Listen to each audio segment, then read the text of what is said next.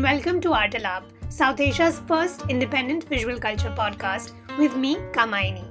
Today, we have with us Sheelasha Rajbhandari and Gurung, co-curators of the 4th Kathmandu Triennale. Originally slated for 2020 and currently on view at venues throughout the city of Kathmandu. Founded by the Siddhartha Art Foundation, the Triennale features over 130 artists from more than 50 countries, as well as a range of local and international research projects. Rooted in the experiences of contemporary Nepal and in conversation with its history through the venues chosen to be part of it, the Triennale's thematic interest lies in decolonizing borders of the global south, foregrounding indigenous practices, and acknowledging the coexistence of multiple worldviews within national communities. The Triennale is on till the 31st of March 2022. You can view the art and keep track of events and talks at the Triennale online on Instagram and Facebook at kathmandu.triennale. Sheelasha and Hitman, thank you so much for coming on Artalab. Thank you for having us. Before we continue, I'd like to let our listeners know how to access the material accompanying our conversation. To view the images and other material being referenced and discussed in the episode, click on the link in the show notes to access the guide. You can also find the link to the guide for each episode in our Instagram captions and tweets. I'll let our audiences know we're recording pretty early in the morning for me. I mean, we're on curator time, which is like the opposite of podcaster time. I think podcasters tend to come to life in the evening. I don't think I've gotten up this early just to have a conversation since like college. So one of the reasons, I was interested in talking to you guys, apart from obviously the Triennale's profile and importance in the South Asian art calendar, is because it spoke to my own mountain identity. I'm from Dehradun, which is in the Himalayas, and I'm curious about the long histories of Himalayan cosmopolitanism and political and aesthetic affinities creating this distinct cultural zone. And I know this reconceptualization of geographies is one of the motors driving the Kathmandu Triennale as well. Yeah, so I think there's like a huge misconception and also a lot of romanticization of Himalayan areas. And I think Himalayan areas is one of the last remaining places where even from people from Asia itself sort of romanticize about. Or mostly from the Highlands people, Highlands people will always seen as a isolated place or sacred or mystic, yeah. But these places, if you see, even the factual histories have always been one of the most fluid places, mobile, boundaryless, transhuman, and that is something which still continues in a lot of cultures beyond the political boundaries, where now the recent construct of countries have created obstacles for these communities who are now forced to be fixated to the nation state's identity. And there are, in fact, a lot of communities around the world like this, where if we say about from Pacific Islands to Amazon forest, where the forests have been divided into different countries. And what does it mean to have this shared identity, yet be forced to be fixated to certain to the larger nation's framework. Right. Yeah, I think this idea of the border lands is really crucial in many ways, right? At least to the experience of peoples and communities living in these mountain regions in the Himalayan belt. I mean, I'm thinking also of something like, James Scott's book, The Art of Not Being Governed. I know James Scott has asterisks have to be placed in front of his name. He worked for the CIA, and his anti-state analysis has been critiqued by other Marxists as being pro free market, even if that may not necessarily have been the intention. But it was a provocative thesis that I was very impacted by when I read it for the first time at university about how peoples in our part of the world might have or might in the future resist certain kinds of domination, right? And imperialism, for example. And we'll come back to that because I think that that is a very generative conversation to have about the the role of the border in theorizing the world. But just to come back to the Triennale as well, I thought we could talk a little bit about the history of the Triennale. So this is the fourth edition, right, of the Kathmandu Triennale. Mm, yeah, it's supposed to be like International Kathmandu Art Festival in 2009 and 2012. Then from 2000, then it's supposed to happen in 2015, but there were like massive earthquake, no, in Nepal. 2015, and then in 2017 it changed its format to Triennale, no? Then yeah, this is the second edition of Triennale format, but lineages with the fourth edition of Kathmandu International Art Festival. How would you say that this edition continues or departs from the conversation inaugurated in 2009 at what was then the Kathmandu International Art Festival? I mean, we there the continuation is there in many ways. For say, let's say from a very basic thing like the venues we are in, uh, are also it started from a very feministic, where in 2009, the founder, Sangita Thapa, she was interested in the woman's role in the society. And in this edition of the Triennale that we're curating, we do talk about that a lot. In fact, the feminine and feminist angle in all of the curatorial concept is like omnipresent there. And the second edition was about like environment, climate change, no? Mhm. So it's, and the third edition was curated by the Philip Ben Carter from Ghent. So it was about the artist and the relationship of artists with the city where he based or lived, no? So it's always like connected with the current reality and like the issues we facing in the present time. But in this edition, it's more like we're more focused on the process or the continuity as an artist or as a collective we've been practicing since long time. So it's this Triennale is kind of continuity of our artistic practice, or Mhm. like the continuity of our collective practice. So it's a bit different than the previous editions, definitely, because this time we're three artistic director Cosmin Costinas and my colleague Sheelasha and me curating.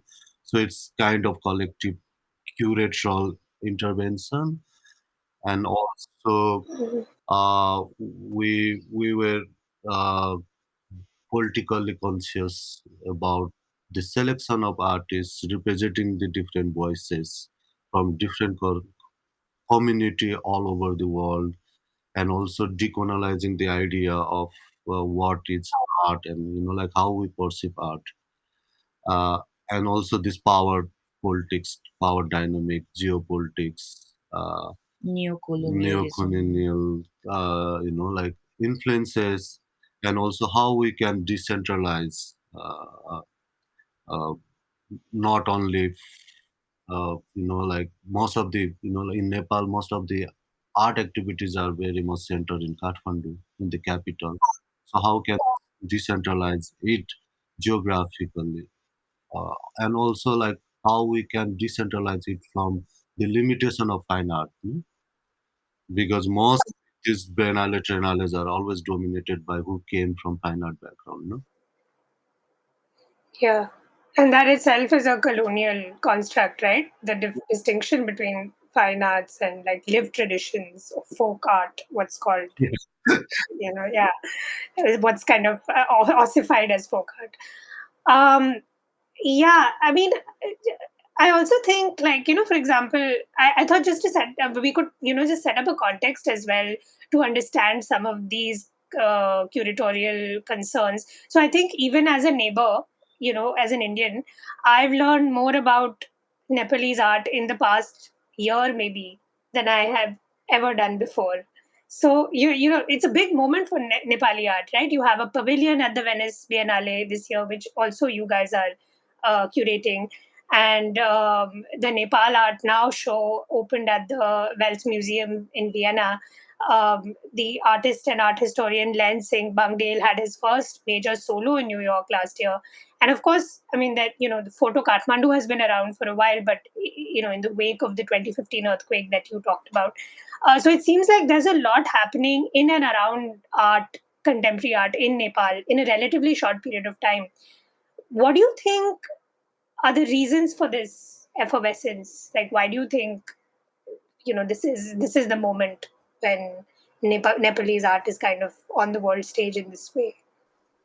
I mean, I would not see this in that way, because from my perspective, who's living here, and as a practicing artist, the art was always thriving, and I would not compare the art which is thriving to just getting international platform, and that is not the way to equivalent the value. If you see in the 50s, late 60s, like artists were traveling around, like exhibiting in Paris. Artists like Urmila Upadhyaya is exhibiting at Paris, Laswan Shrestha. Lakshman Shrestha, Laing Singh Bangdale. And if you say like Lakshman Shrestha also has such a huge contribution in the abstract art movement in the India itself, which is not very much acknowledged and talked about. I think what is lacking is the acknowledgement, which like is due. If you see the movements like in later 90s and early 2000s, Nepal was part of the Triangle Network. Yeah, like codes in India and like Brito in Bangladesh, Basil Mhm. and Tirtha in Sri Lanka. So they were part of the same network, and lots of internal and international workshops, exhibitions, accents, residency was taking place, and And lots of accents was happening. happening, yeah. And even, I mean, recently, if you see, like the local art scene is really like dynamic. There are a lot of artist-led initiatives, artist collectives, and really passionately working, like opening a small gallery, doing workshops, residencies, etc. And very diverse, I have to say. So, But yeah, definitely, like Hmm. the population is like less comparatively with India or Bangladesh or Pakistan or in the region, and also the like the economy and the politics, the support structure, the network. It's Hmm. definitely play the role on like like visibility of artists or the art community, which are definitely lacking here. Like we don't have like very strong support system from government or like corporates or like international networks.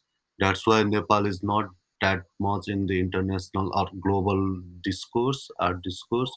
But I agree with Silasa, like internally there are so many happening.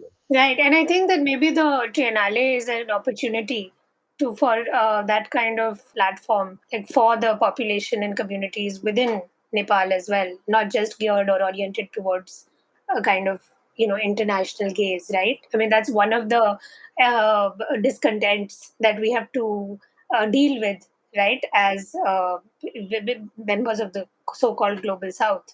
I mean, I'm listening to you talk. I was also thinking that, like, India, for all its supposed infrastructural configuration, is sort of, we didn't have a biennale till 2012, right, when the Kochi Biennale started. And because we understand that these are, of course, market-driven currents as well. In the Indian art scene exploded, let's say, in the 2000s, which is relatively late, but in the grand scheme of things, in terms of when you consider how long modern art in India has existed, right? So I think these issues of lack of resources and support structures are kind of span the subcontinent, and they are a challenge for all of us living in the region. And I think also, speaking to what you guys discussed in terms of like networks within the within South Asia as well. I mean, I think that is the impetus that also allows for those kind of cross-border collaborations to happen, because we recognize that in terms of our national systems, that sort of support doesn't exist. So then you have a lot of artist driven, or community driven, or even privately funded organizational apparatuses set up, right, to make up for that lag. um, and sort of coming back to this idea of decolonization that you guys flagged earlier. I mean, the title of this edition is 2077, right? So it's the Bikram Sambat equivalent of 2020. And there's a suggestion of timekeeping outside the dominant global standard. Now, how we measure time is, of course, it forms a basis for how we develop a theory of the world or the universe. So, how does this marking of time, in a way, counter to the Eurocentric or global North paradigm, open up the Triennale's curatorial concerns, with relation to decolonization and indigeneity? Yeah, it was so the decision of like shifting the title. I mean, it is not even a title, it's an experience, we have to say. But like initially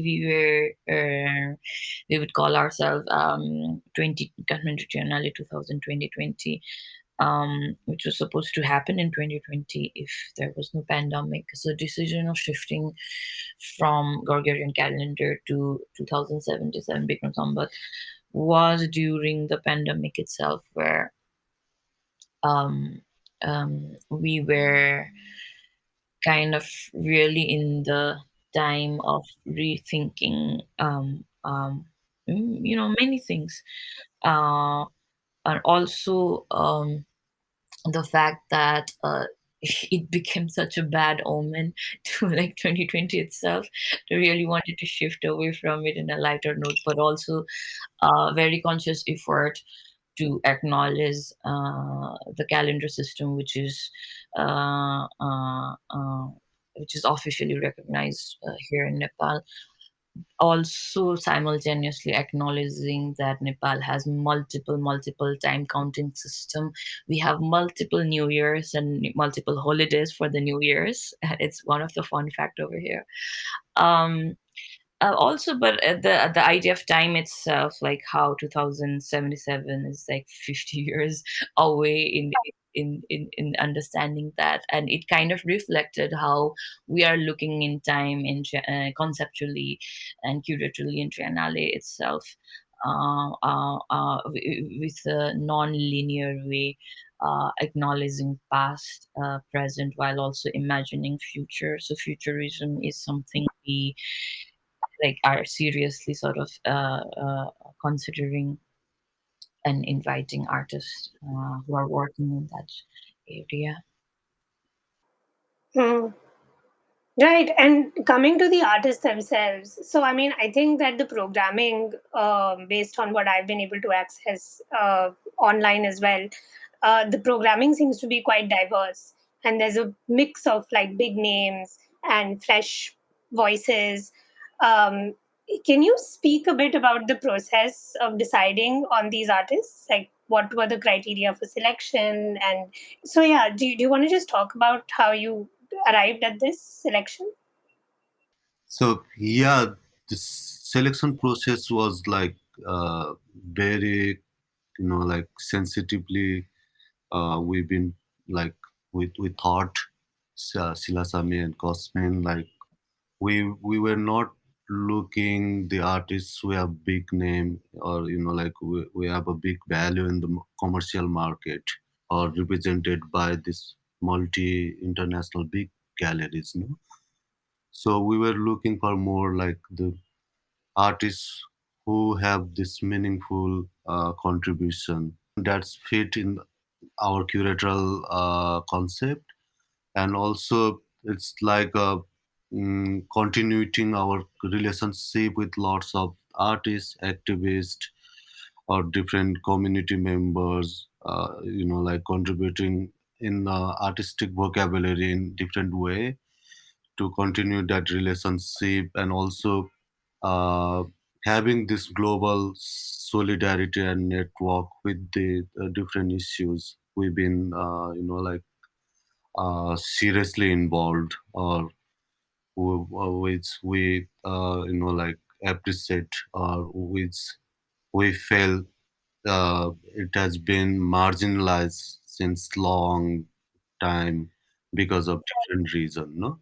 So that's why. And also like how can we balance the geopolitics and also the genders and the diversity, so we have like now artists from like Pacific, from Aboriginal community from Australia to New Zealand, then Sami community from like Europe, and also like Namazo community from US, and we have a Yeah, no, Anomamic artists from like Amazon. So it's like diverse representations. but within Nepal also we researched a lot.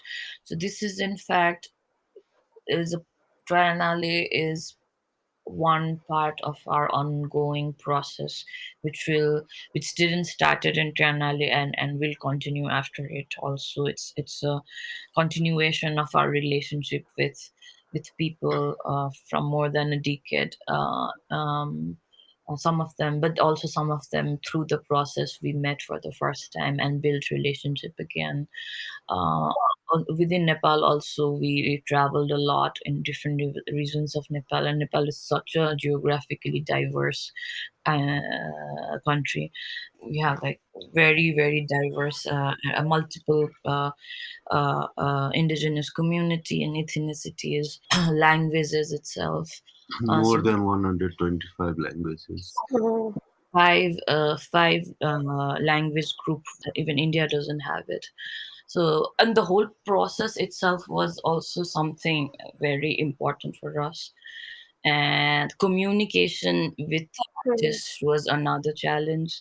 uh, Yeah, it's like some of many of them even don't use like emails, or like it's very Right. difficult to communicate them through the phone, mobile phone. They don't carry mobile. So we have Right. through their family, their son, daughters to connect them. So Right. they don't understand the art language we use. Like mostly Hmm. uh, in contemporary art. So it's like a alien thing for them. Also, like some of the artists are like studied fine arts but also are practicing shamans, and Hmm. um, and then like how to present the work. We had a lot of communication with the artists, but not just limited to like them. We went through the umbrella organization, like shamans or umbrella organization. Oh wait, they have an umbrella organization? Yeah, it's Yeah, Crazy. so now. in fact, like one of our like a very important section is about that, and the umbrella organization Tamu Pelusang, so representation represented from the organization is going to talk about why did they felt the necessity from being a bone practitioner, which is very animistic, to And forming naturalistic. and very nature based, to forming an like organization nationwide, but also like they have, I think, around 20 branches all around the world. Wait, they're like franchised. What is this? I didn't know any of this. I mean, it's fascinating. Like someone like alert the ghost of Carlos Castaneda. Uh, but yeah, I feel like this is really fascinating also because like you guys talked about some of the challenges unique to the Triennale that you curated. Kind of really indicate the what's really at stake, or what the work that's really involved in trying to decolonize, not just as a conceptual paradigm, but the logistical and like physical work of making that happen. For example, by way of including all of these different artists who don't conform to or don't necessarily relate to the model of contemporary art that still remains is still sort of based in the power centers in the global north or in the Euro North American context, right? So these are very real challenges that you guys talked about in terms of even involving artists from communities that have historically maybe not had the capital also to participate on their terms in this discourse. um, it's not just decolonization as we understand in terms of global of a global phenomenon, but also that which happen colonization is something that happens locally, right? By systems or mechanisms within societies and what are delineated as nations. I mean, of course, in India as well, this is a massive challenge as well. Because I mean, all of these communities are also people with the, in a sense, the first moral claim to all of the lands and all of the resources, right, that are exploited and plundered and kind of appropriated by nations.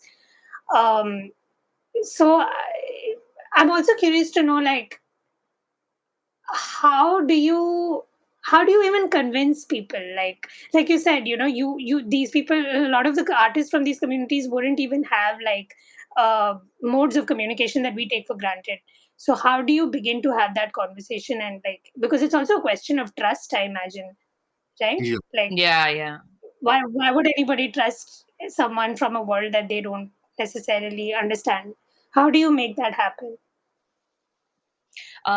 Yeah, I think this is again comes didn't just happen overnight for Triennale. It's something we have been doing as an artist, individually and through our collective at Nepal from a long, long, long time. And also the communities are who we ourselves and our collective belong to. So we're not talking about somebody else, but ourselves.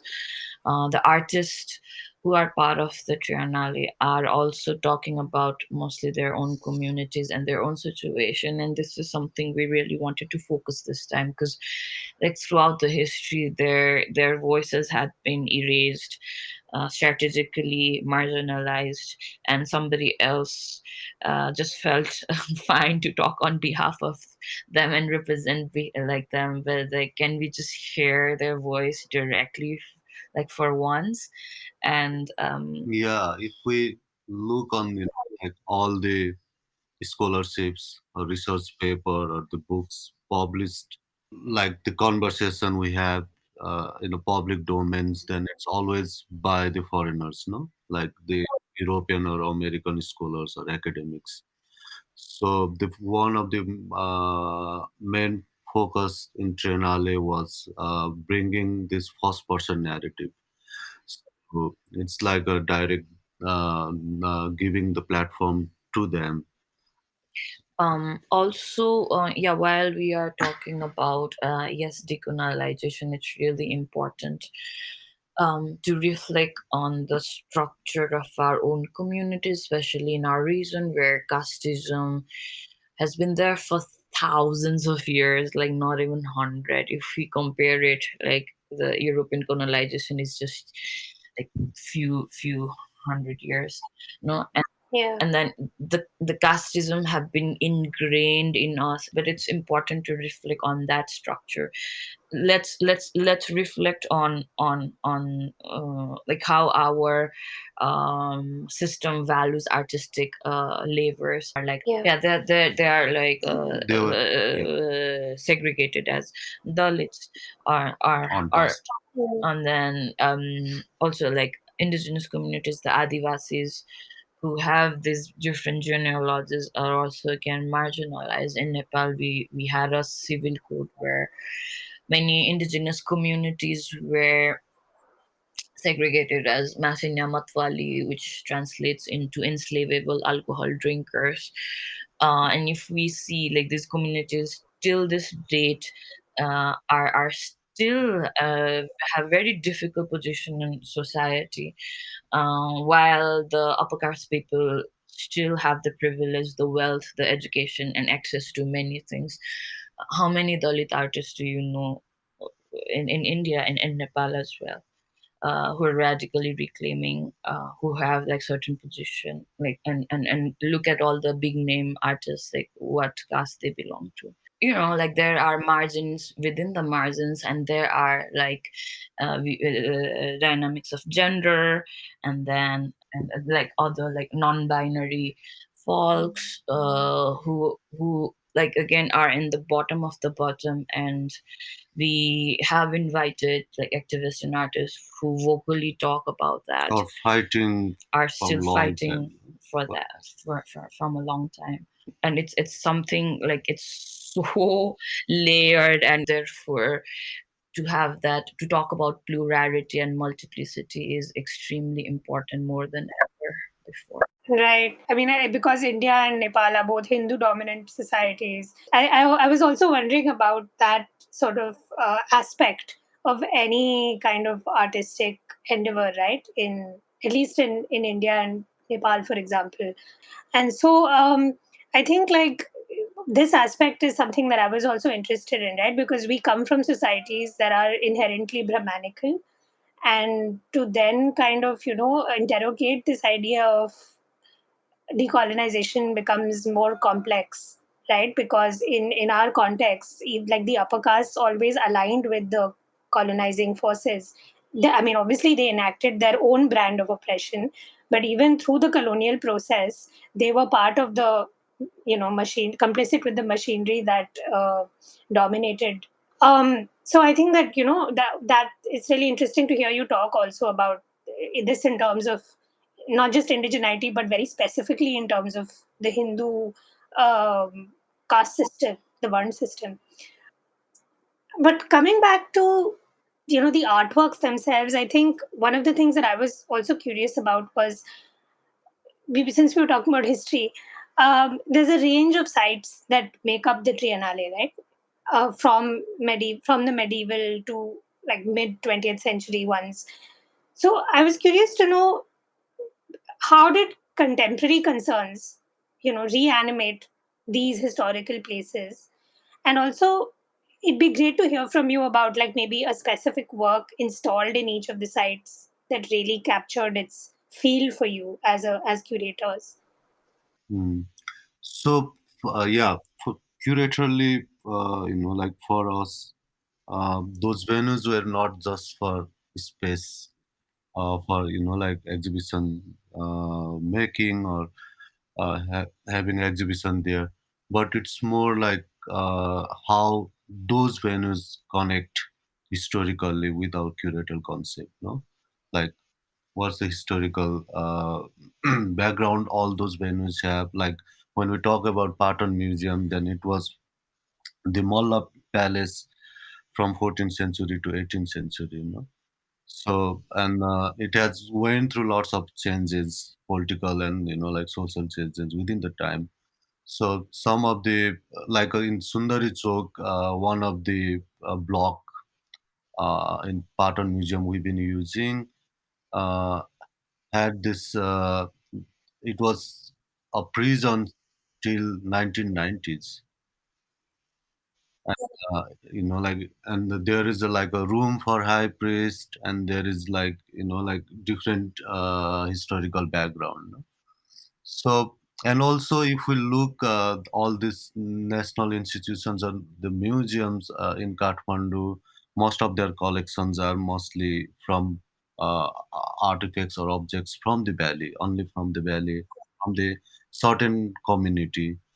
So we strategically use those space and bring very diverse artists from all over the world, and also like different lineages of artistic vocabularies, like from Pawa painting to ink painting of East Asia, and like the art practices that have a relationship with healings, and like different spiritual and sacred practices, and also like iconography, uh, and uh, uh, like different the significances uh, these practice have in this different society or different community, so it's like a bringing all this different diversity together, uh, and open the limitation of how we see art, or how we like categorize art uh, according to this uh, colonial narratives, like what is high art and what is the low art, like how they've been they segregated different local art practices into handicraft, or only like they were only acknowledged as a skillful Hmm. language, Like folk art and that sort of thing. Yeah. tribal art. A very ethnographic kind of, Yeah, yeah, categorization. so they were never looked as a very kind of like intellectual Hmm. contribution in the community and the society, or the development of Right. this artistic language, no? Right.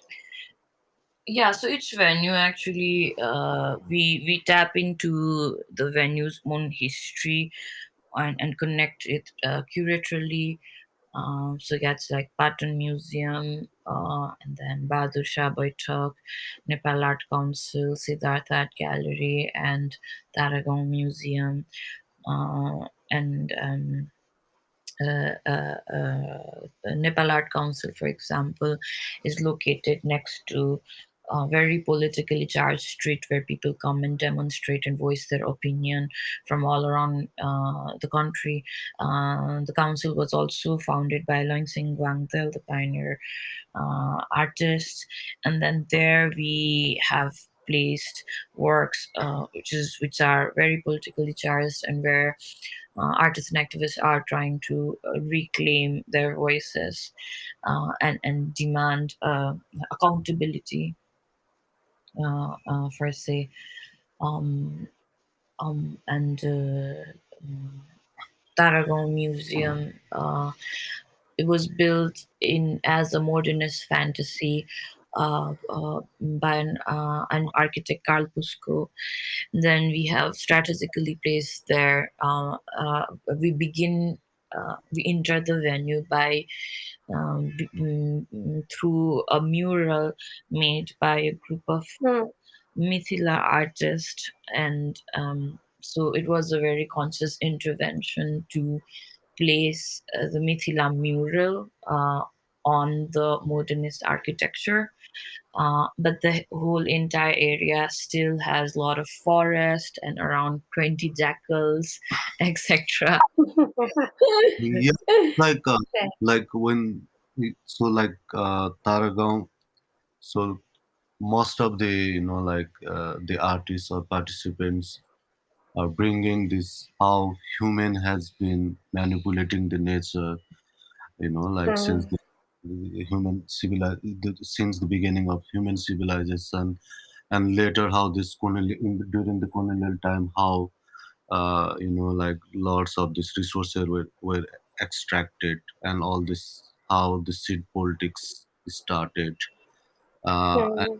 so like a botanic garden, like how it Yeah. became an influential model of garden all over the world during the colonial time, Hmm. and like a Persian garden or Jain garden. Yeah. So later, uh, in present day, like how these corporates were extracting the resources from different Mm. part of the world, and how it's affecting the ecosystem or our like environment and many things, no, and also like in the present day, like how lots of these farming lands are turning into like concrete forest, like how because of the urbanizations, how it's been affected, so Yeah. and in Bahadur Shah, it's like the Bahadur Shah is very interesting space. It was built by Bahadur Shah, son of Prithviraj Shah, who expanded this Gorkha region and conquered like Kathmandu and Mm. other part of Nepal. So that building was used for to strategize to continue the expansion project of his father, and it was also like arsenal back Mm. then, and so that's why we brought the, like deconstructing how we see the mapping, like, or deconstructing the idea of mapping, Mm. of like indigenous technology of navigation, viewing cosmology, mapping the cosmology, and talking about what is center and what is periphery, like, and the issue of border and cross border. Mm. Yeah, so Yeah, it's a lot. Yeah, but it's also interconnected, right? Like the moment you actually start unpacking I mean, we tend to sometimes use these words almost as if they're operating autonomously, but obviously, like they have their inherent, like linked logic. Like when we talk about colonialism, it's obviously not just of the peoples, but it's also of the natural resources and the strategies of, exploiting those that are part of the machinery. And like through the garden or through the map, you're able to access a kind of worlding that happens hmm, across different communities. Like what is cosmology, right? Cosmology in Yeah. an anthropological sense is basically developing an account of the world, right? yeah, uh, or an account of the universe. I mean, in most, like, which is closer to its scientific meaning, but essentially it means like a society developing a way to make sense of the world. And so, like, there are all of these different ways, and this pluralism is a big part of societies like ours, right? Because, like you said, you already live with so many languages, so many different kinds of worldviews, and to kind of have invite them into this space does something to its history, right? yeah, And it's because there's a history that's already established, but by intervening in it in this way, you're also troubling it, and you're kind of questioning it, or you're making a critical point there. um but also I think it's interesting because we've talked about like Nepal itself and maybe the region around it, but you've also talked about how, like, you have artists from all over the world that are part of the program. And to me that's also interesting, like how formats like this allow for these kinds of arguments to be made about different kinds of affinities and uh, different kinds of associations, that exceed the frameworks that we were talking about earlier, of the nation or even of the region and that sort of thing. But so how did you come across like these international artists that you decided to include? Was there like an open call, or did you seek out these artists?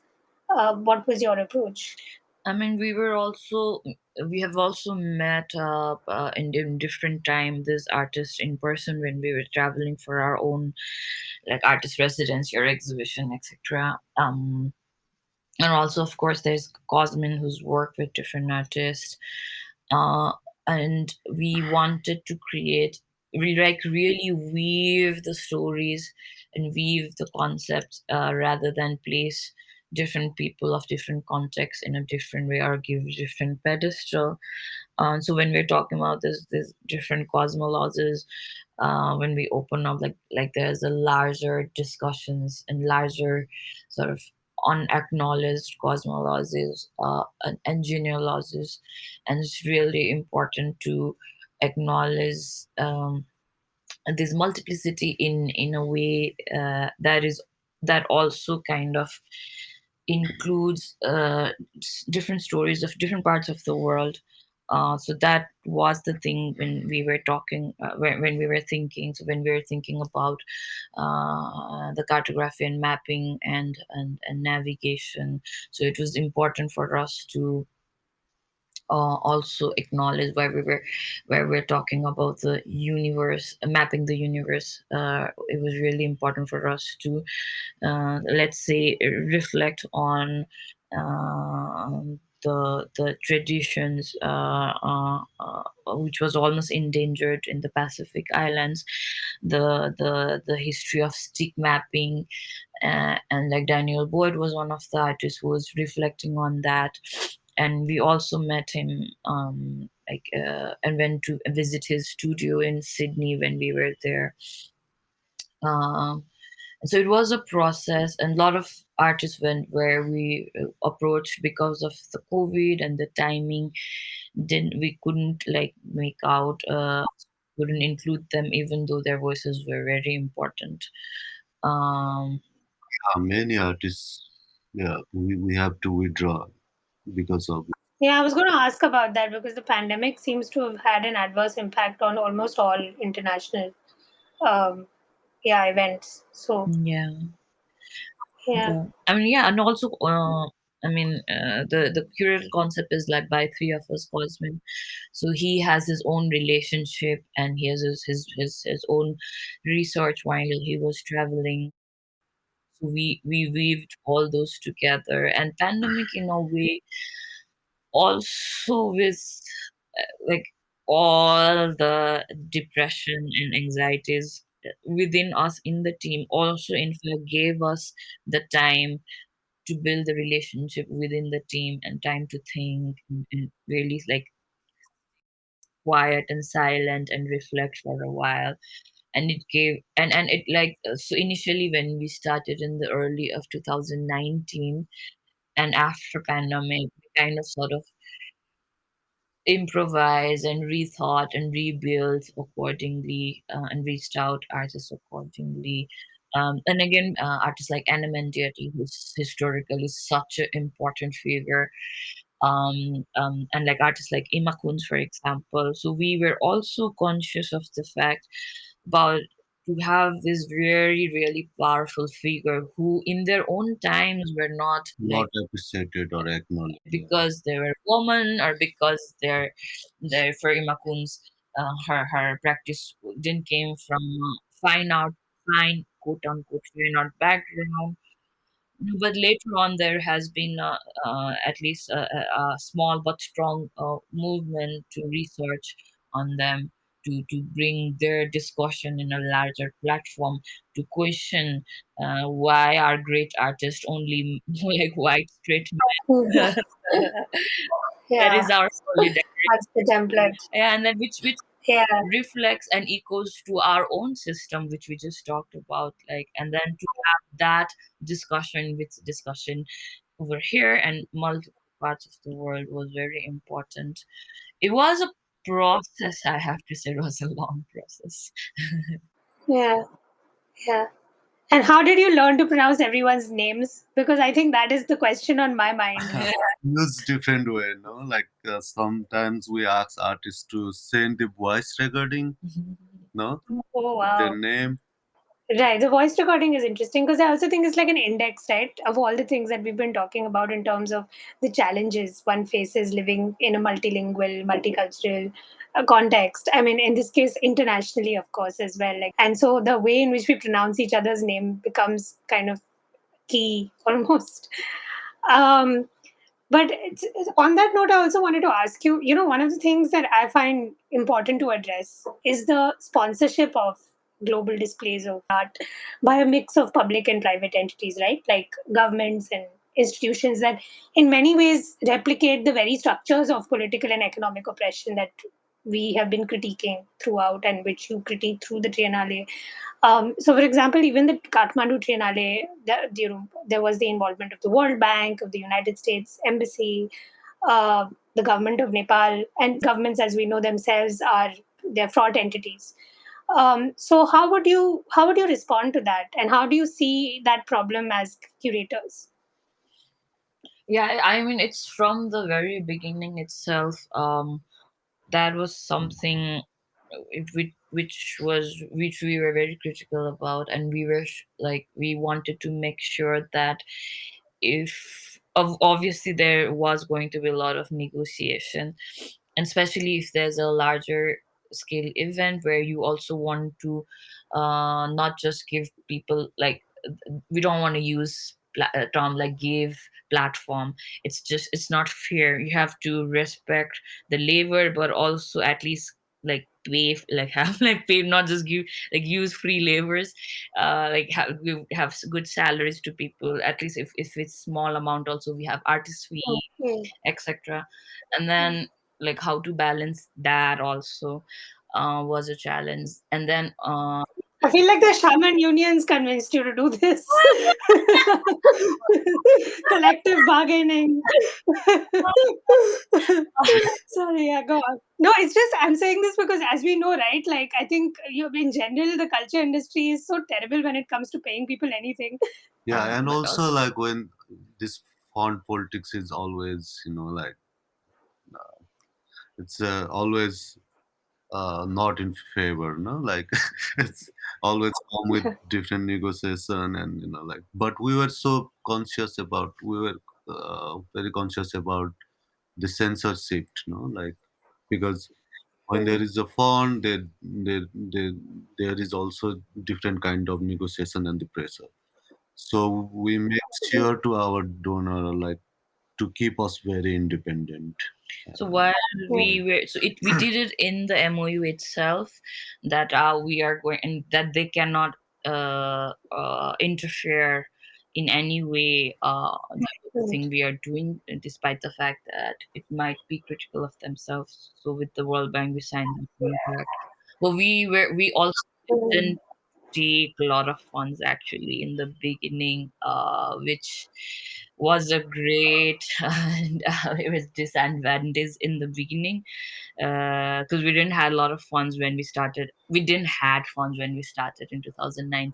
It was Mm. me, Hitman, and then Apurva and Sarare. Sharare who's doing that. And then we, beyond the curatorial thing also, some you don't have that luxury, right? To be a curator, so Yeah. doing a lot of many things, including like building the team and collect like fundraising, etc.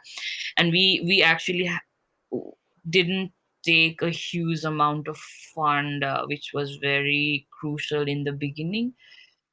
And yeah, like we had that well, because it was Yeah. confusing, yeah.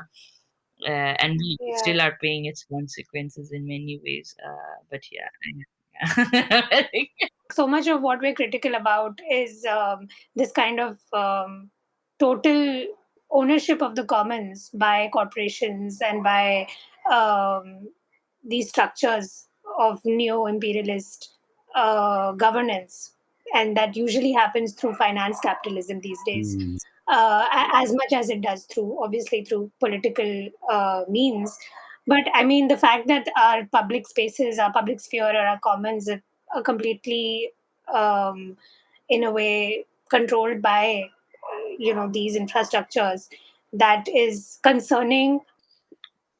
Uh, it's also like the continuity of the partnership also, like lots of the like uh, institutions or the partner institutions, they Mm, have this edition where somewhere like continuity of our previous edition, like they were all yeah, supporting us. And right. also because we don't have a lots of internal support system, so we were Mm, looking to like international cultural or yeah.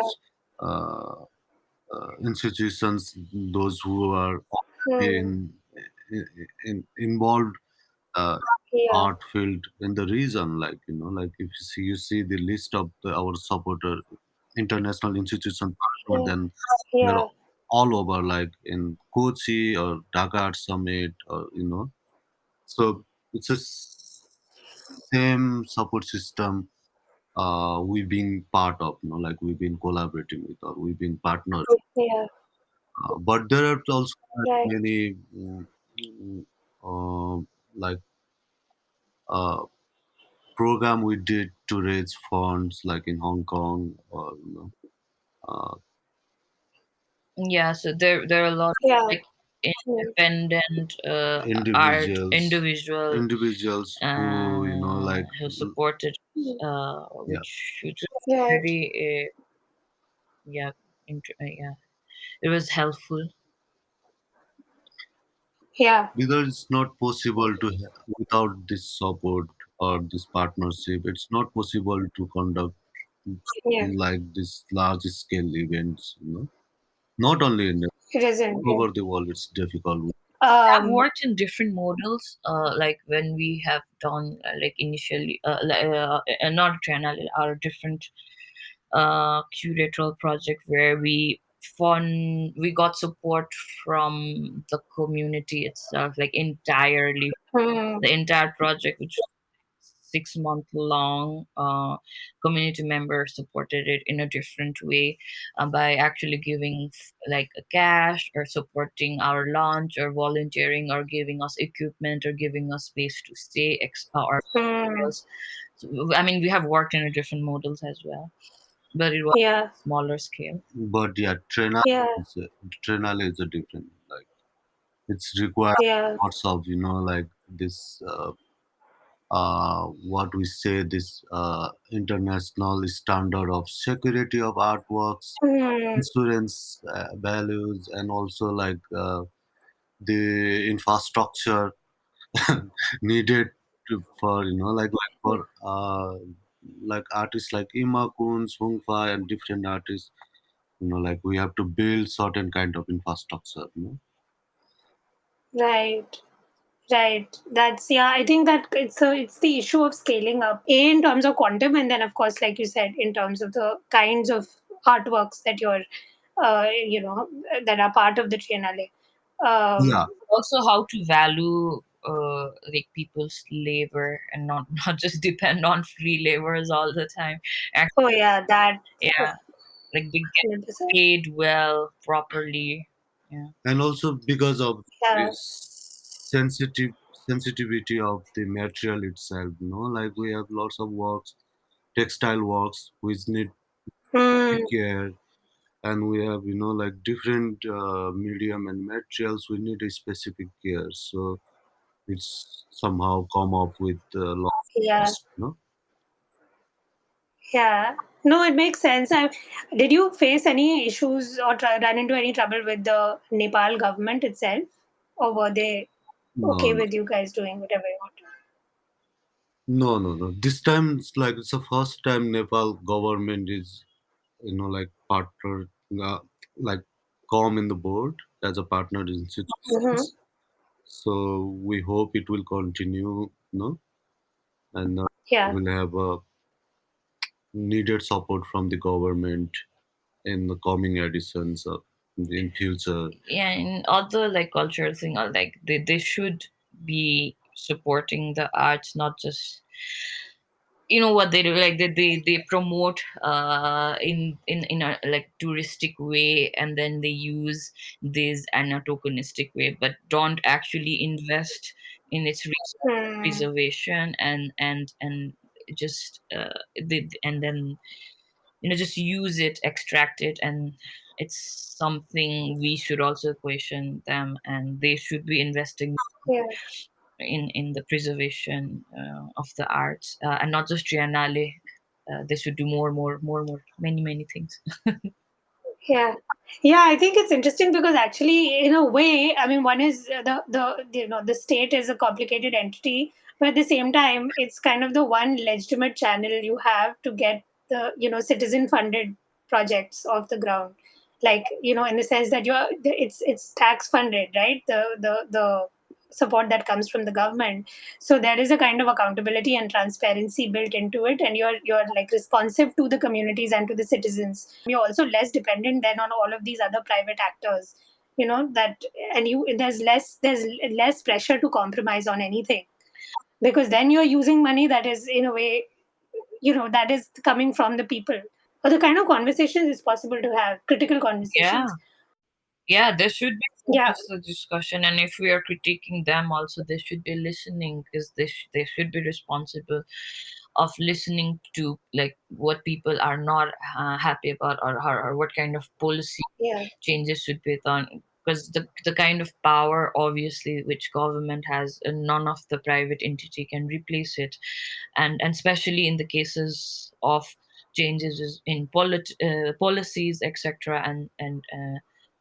So they should not be as traditionally they are a static entity, but then really partnering and understanding the very changes and dynamics of the society.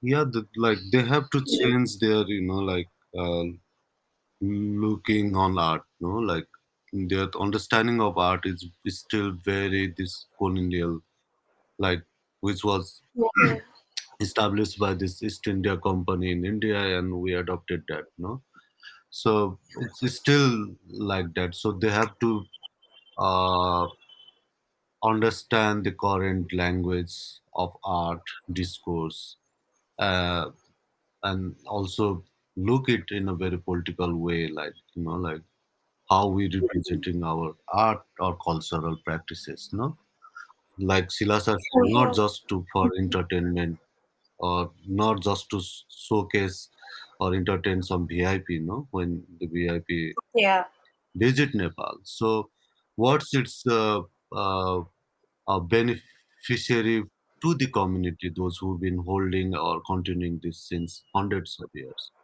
and how we acknowledge their labors and the practices or intellectuality, so they have certain kind of respect and acknowledgement from the state, so yeah, maybe, and also they have to understand the language of, or the model of collaboration, like how this mm, collaborations works internationally or all over the world, how the different cross-disciplinary institutions collaborate with each other to make a larger impact, right. And just sort of come back full circle, we opened the conversation with this discussion with, like, we recognize that there's voltage along this circuit of global, national, regional, and local. How would you place the Kathmandu Triennale alongside other South Asian periodic exhibitions like, the Kochi Biennale, the Dhaka Art Summit, Colombo Scope, and the Lahore Biennale, for example? What do you make of this constellation of endeavors within the subcontinent, and how do you think they kind of operate together to create the regional as a cultural sphere? You know what's interesting? The like how our like regional biennales and triennales are so dynamic. Lots of things happening in our region, which is really great, In recent times, of course, Yeah. and it's very. We had conversations initially with Kochi to collaborate, but because of COVID, we couldn't continue. Uh, but yeah, now, like, because it takes time for each institution to establish themselves also, and which is Yeah. very understandable with every sort of challenges. And I think what we are now moving towards very organically is also now interregional exchanges in coming years, but and yeah, very much looking forward to Yeah, most of us are like very new, like we are still Mm, new in comparison to like Benale of Sydney or Venice Benale. It's like we have yeah. hundreds of like Yeah. decades of history. So, and it's also, I think, Yeah. not about the competitions, like which Triennale or Benale are the best, because we all know the reality how we've been working, and like how Mm, hard we are working to make our region more, like dynamic, and more yeah. like the space environment, safe environment for the art community, from all over the world. Yeah. and how we opening the doors for exchange and collaborations with the globe. No, so I think, but Yeah. what we always uh, want is like we need more exchange and collaborations within the region, and we have to like collaborate, and we have to work together, institutional, Yeah. individually, personally, like in a different way as possible. Yeah. And I'm sure that you have conversations with curators of these other events as well, right? I mean, or like I imagine that there is a kind of information or knowledge exchange that everybody in this space is trying to like to make art in our subcontinent thrive, right? And we are doing Yeah. it, yeah, collectively, not from our own places, and it's happening. It's great. It's happening. Yeah. Yeah, no, for sure. Maybe you guys should get on a WhatsApp group, like all the curators ever of all the biennales and triennales in South Asia, just like sending each other good morning messages. And also artist, like Also artists, yeah. we can. Although the Shaman Union guys are the ones I'm really obsessed with now. I'm going to like look all of them. But Have yeah, I think actually the yeah. Yeah, but thank you so much for joining Artalab. I really appreciate you giving us your time. I know that you have a very hectic schedule for as long as the Triennale is up, and also despite the fact that you were both under the weather. So I really value the fact that you came on Artalab to talk to us. very much for Thank the you. invitation. We really enjoyed talking with you. Yeah, thank you for having us. Have a good day. Thank you. Thank you for tuning in to Artalab with Sheelasha Rajbhandari and Hitman Gurung as we discuss the Kathmandu Triennale 2022 that they co-curated with Cosmin Costinas. The Triennale is on till the 31st of March. You can view the art and keep track of events and talks at the Triennale online on Instagram and Facebook at kathmandu.triennale. If you enjoyed Artalab, please like and share the episode over social media. For more information and updates, you can follow us on Instagram at art.alap and on Twitter at RTALAAP.